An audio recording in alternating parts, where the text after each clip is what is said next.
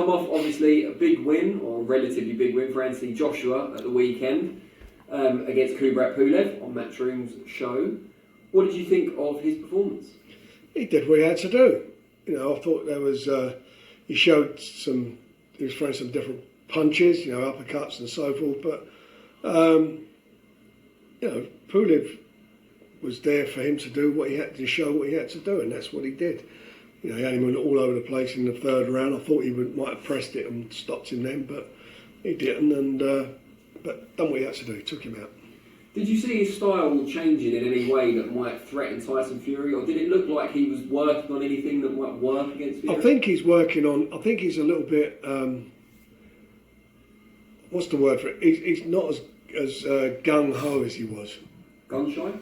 No, gung-ho. No, but I'm saying, do you think he's gun-shy? Look, you get knocked out how he did against Ruiz, and it was a pretty heavy defeat. We know he came back and did what he had to do against, and won his titles back and done it commendably. It was commendably what he done, commendable the way he did it. You know, he did everything he had to do. I mean, the fact that Ruiz was trained in his larder was what it was. But I thought he, I don't know, there was nothing there that makes me think that. My opinion from day one was that Tyson had to beat him. Those are the words of Frank Warren as he gives his take on Anthony Joshua.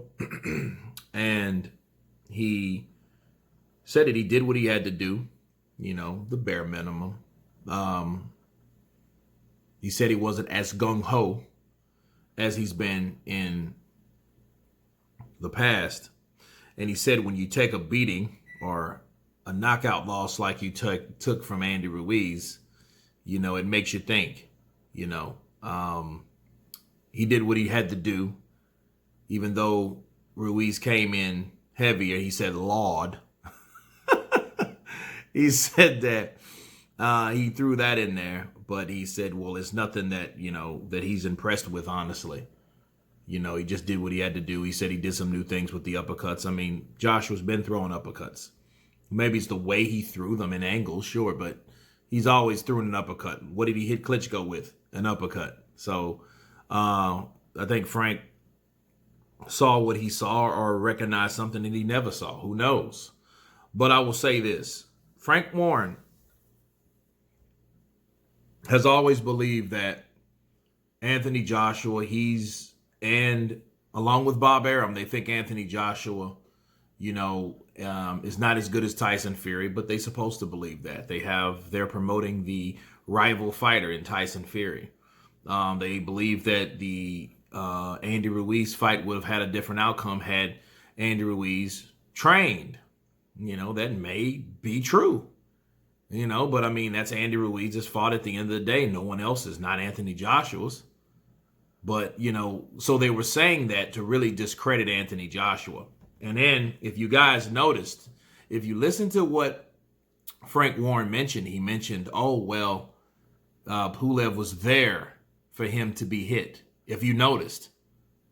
So he was saying he was there to be, he was stationary and he was a stationary target. So really, Frank Warren, he didn't say something that was blatantly negative, but it was one of those things that you had to definitely look for, like key indicating words. You know what I mean? It was basically he was trying to do a neutral interview, but the neutral interview, the way it came out, the way he explained it actually turned into, I guess, the way he felt or the way that he's being or will be prone to respond when it comes to Anthony Joshua. Now, remember something about promoters. They're not going to just clown or diss another fighter unless you're Bob Arum, right? Because they know and they understand that that's the guy that's in line to fight their guy. So if they trash their guy and their guy beats them, then what really good was that guy? You've been trashing him since day one.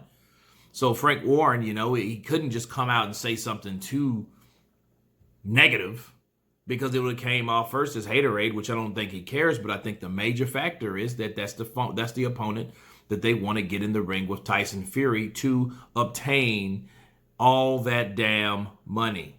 Okay, the retirement plan, as Tyson Fury viewed it as, right, as he labeled it. So, you know, But to counter what he said, less gung-ho, he is less gung-ho. He should be less gung-ho.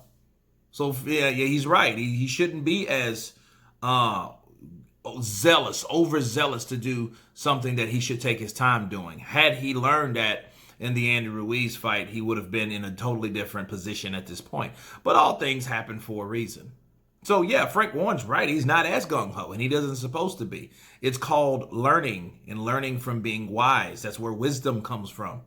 What you've learned, and use what you've learned. What if you don't lose what you've learned, that's calling that, and you know it, that's called stupidity, because you already know that this happened. And if you keep doing it over and over again, that makes you insane. And Anthony Joshua didn't look insane when he took his time and dismantled Kubrat Pulev. But anyway, you guys tell me what you think of Frank Warren saying that Anthony Joshua is less gung-ho these days. Of course, please subscribe. And you guys been Counterpunch. Peace.